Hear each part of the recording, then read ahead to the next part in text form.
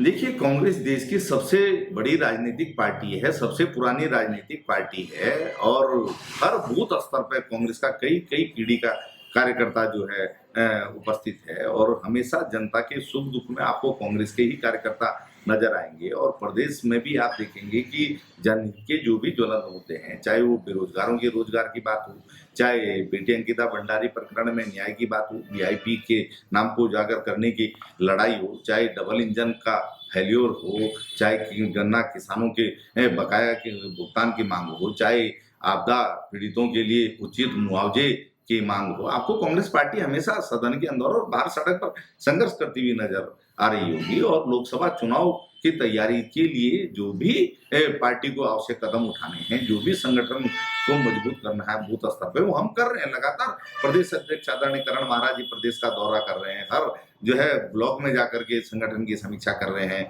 गढ़वाल मंडल और कुमाऊं मंडल की अलग-अलग जो है बैठकें आदरणीय अध्यक्ष जी ले चुके हैं, सभी जिलाध्यक्षों, जनप्रतिनिधियों, नगर और महानगर अध्यक्षों के साथ और जो भी हमें जो है जनहित के वहाँ पर मुद्दे हैं, स्थानीय स्तर पर हैं, प्रदेश स्तर पे हैं, उन सबकी जो है हमने सूची तैयार कर ली है और निश्चित तौर पर सरकार का जो फेल्योर है, सरकार की जो जन विरोधी नीतियां हैं, जो सरकार की तानाशाही है, जो राज्य में चौपट कानून व्यवस्था है, आप देखिए कि उद्योग पहाड़ नहीं चढ़ पा रहे हैं, हमारे युवा रोजगार के लिए जो है पलायन करने के लिए मजबूर हैं। तो ये सारे ज्वलंत मुद्दे हैं, महंगाई का मुद्दा है, इन सबको लेकर के हम जनता के बीच में घर-घर तक जाने का कार्यक्रम बना रहे हैं और कांग्रेस का कार्यकर्ता वैसे ही जनता के संपर्क में है।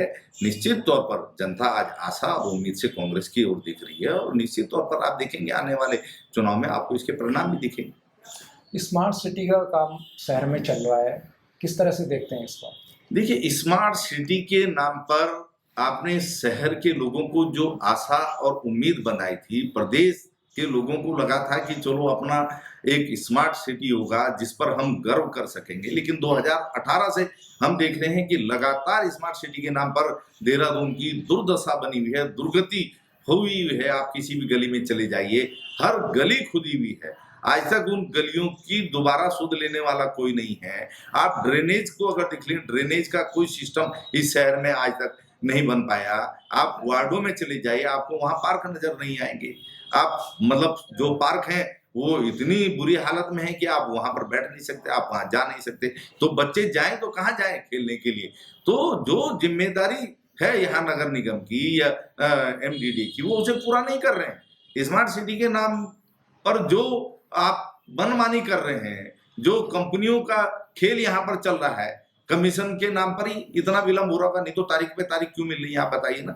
बार बार जो है स्मार्ट सिटी की सीईओ कहती हैं, प्रदेश सरकार कहती है अब अगले 6 महीने में काम पूरा हो जाएगा, अगले 6 महीने में पूरा हो जाएगा। 2018 से तारीख पे तारीख मिल रही है शहर के लोगों को, लेकिन स्मार्ट सिटी के काम पूरे नहीं हो रहे हैं।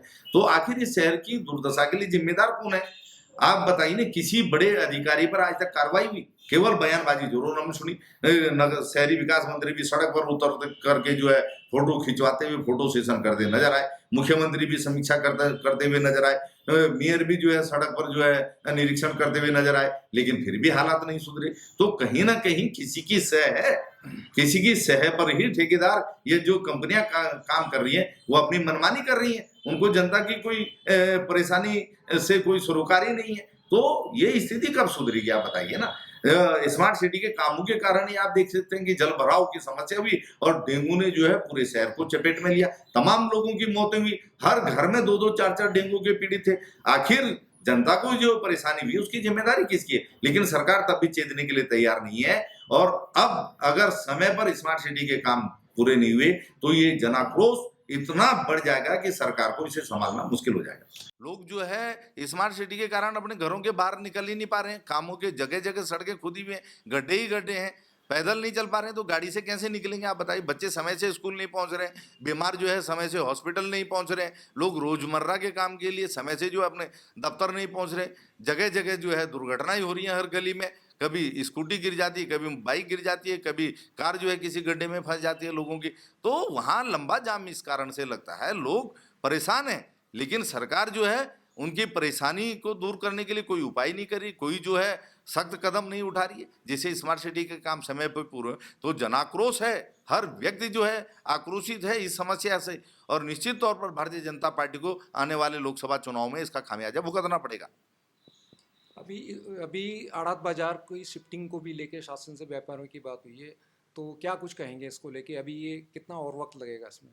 देखिए, जो आड़त बाजार की शिफ्टिंग का मामला है, मैंने अखबारों में पढ़ा कि कई दौर की वार्ता व्यापारियों के साथ एमडीडी की हो चुकी है, व्यापारियों ने भी अपनी सहमति दे दी है। उसके बाद भी जो है शिफ्टिंग के प्रस्ताव पर आगे क्यों नहीं बढ़ा जा रहा है, इसमें विलंब क्यों हो रहा है, ये मेरी समझ से परे की बात है।